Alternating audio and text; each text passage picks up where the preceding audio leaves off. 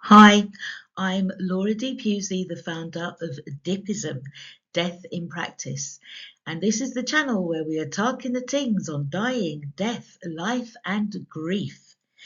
Each week, I answer a question and I say it as I see it, because I've seen a lot. In the last video, I answered the question, what is oxytocin and how does it affect grief? If you have any questions about that video or you want me to answer a question for you, send me an email at deathinpractice@gmail.com.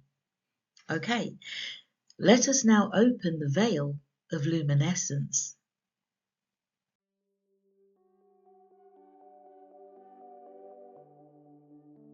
With the intention of infinite truths, by the pulse of sacred light, I call forth the veil of luminescence. I anchor this veil in sovereign light to transmute and contain all energetic imprints, attachments, and residues across all realms. The material plane, where grief etches into the body.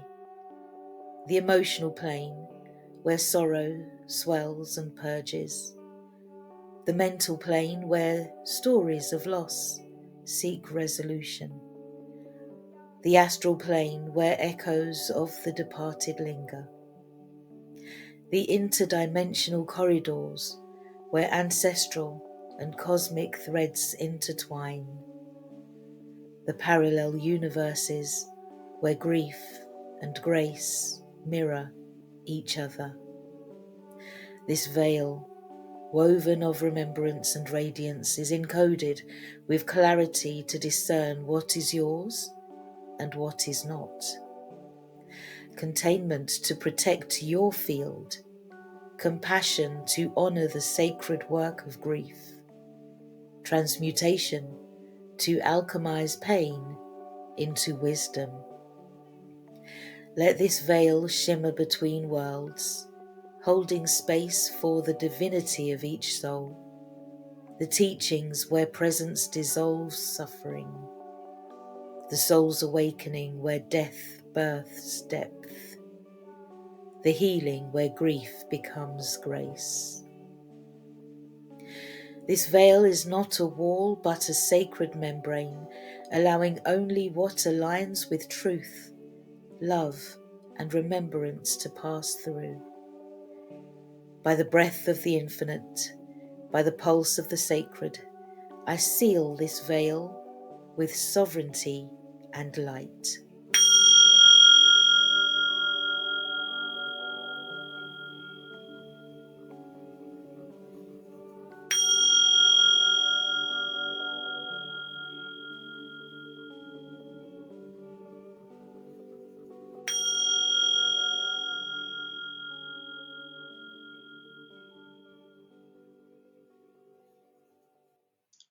Hey there, and thank you for joining us as we answer the question, what is cortisol and how does it affect grief?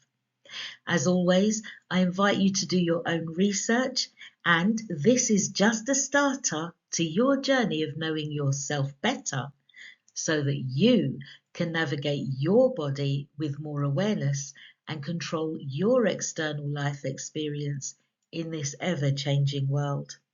So, the next naturally occurring chemical that we are discussing today is cortisol, which is released into the bloodstream from our adrenal glands.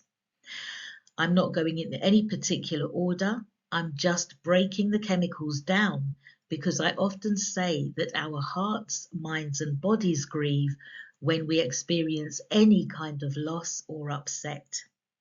So, cortisol, what is it and how does it work? How is it activated and how does it affect our experience of grief? Well, stick with me and we'll find out together. Well, cortisol is a hormone released by your adrenal glands and it is often called the stress hormone. It's part of your body's inbuilt alarm system, and it is closely tied to the fight or flight response. In normal situations, cortisol helps you to wake up and feel alert, respond to challenges or danger, and regulate your energy, blood sugar, and inflammation. It naturally rises in the morning and it falls at night, but grief and stress can disrupt that rhythm. Grief is one of the most intense stress experiences that the body can go through, so cortisol plays a major role. Unlike short-term stress, grief can keep cortisol elevated for long periods, which means that your body may feel like it's in a constant state of alert. And that can lead to exhaustion, even if you're not physically active. And it is high cortisol within the body that can interfere with your sleep cycle. That's why you may find yourself struggling to fall or stay asleep. You may find yourself waking up early with racing thoughts or feeling unrefreshed after a night's sleep. This creates a cycle where poor sleep increases higher cortisol, which makes your grief even harder to process. This elevated cortisol affects the whole body. It causes the regular feelings that are associated with grief, that of a tight chest, headaches, or muscle tension. It weakens the immune system, which can lead to our getting sick more easily, and it can change our appetite, causing us to eat more or less. And this is why grief can feel physically draining, not just emotional. Grief is emotionally intense because cortisol amplifies our emotional responses. It's not unusual for us to experience increased anxiety or restlessness, or the feeling of being on edge or overwhelmed, and have difficulty concentrating. It can make even the smallest things feel so much harder to handle. You are not losing your mind, it's temporary, and it's grief brain, and it's natural, okay? Cortisol is helpful in the short term. It does actually serve its purpose, keeping us up and motivated to carry on throughout our day. But long-term elevation can slow down our emotional recovery and make it harder to process our losses clearly.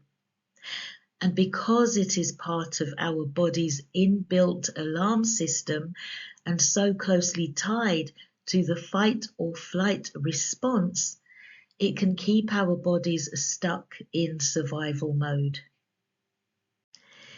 In the previous lecture, we discussed oxytocin. Understanding how cortisol works with oxytocin, it helps to think of these two together. Cortisol elevates stress. It keeps us alert and in survival mode, where oxytocin strengthens connection, our feeling of safety, and our ability to bond with those around us. In grief, cortisol often goes up with our stress and our many losses, and oxytocin systems are disrupted by the loss of our attachment. Healing often involves gently shifting that balance of reducing stress while rebuilding safe connections. So you're often left feeling wired and exhausted at the same time. Your body is grieving just as much as your thoughts. As I say, heart, mind, and body. There is a lot going on. This is why we can't judge how a person grieves. Actually, this is why we have no right to judge anyone at all. You don't know what's happening inside them, And more importantly, we have no idea what is going on within ourselves. So be nicer to yourself too. Once again, as I say, please do your own research and form your own conclusions. Your grief is your responsibility. It is a process that you must go through. It's natural, it's normal, and it's not a sign of weakness. It's life. If you have any thoughts about anything in this video and you need to share your thoughts, then let me know at deathinpractice@gmail.com. Please state clearly whether any of this email can be shared. If you would like a one-to-one with myself or one of my grief practitioners, contact us at dippism.com. The workbooks Tapestries of Grief and My Life's Tapestry are available on Amazon, and the Dippism Basic Dippism End of Life course that helps you to assist those at the end of their lives, and the Dippism Cultural Grief Awareness course that helps you to assist those who are grieving are both available now online. If someone you know needs to see this video or would benefit from end of life or grief services, don't be a nut. Share the video far and wide. You never know who is struggling. All of my links are in the description box below. And now, let us close the veil of luminescence. Hey there. Before we close the veil of luminescence, I need your help. We now have the Grief and Loss Community Group CIC, which is a community interest company. I've set this up because our grief is in a bad way and we need something that is for us and by us to help us to understand our grief and gain an awareness of death in a more uplifting way. If you resonate with these videos and want to get involved with the national Grief and Loss Community Group, please reach out through the Grief and Loss Community Group at gmail.com. With our support and funding, you could set up a grief hub in your area or train to become a Dippism end-of-life guide or peer support grief practitioner. We need you and those approaching death or are grieving the death of a loved one. They need you too, just as you are. Contact us. By the breath of the infinite, by the pulse of the sacred, I honour the veil of luminescence now fulfilled.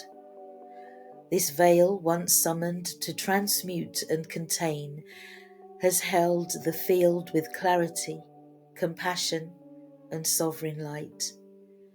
As the teachings settle and the soul integrates, I call forth the sacred closure of this veil across all realms. On the mental plane, let the body rest in renewal. On the emotional plane, let sorrow soften into spaciousness. On the mental plane, let stories find stillness. On the astral plane, let echoes return to source. Through interdimensional corridors, let threads untangle. Across spheres and planetary systems, allow contracts to be honoured and released. Let all residues now return to their rightful place, dissolved, dispersed, or transmuted by sovereign light. Let the veil fold inward, encoded with discernment to preserve what is true, containment to seal what is sacred, compassion to cradle what remains tender, and wisdom to carry forth what has been alchemized. This veil is reabsorbed into the soul's archive, a luminous record of presence, grief, and transformation. By the breath of the infinite, by the pulse of the sacred, I seal this veil with sovereignty and light.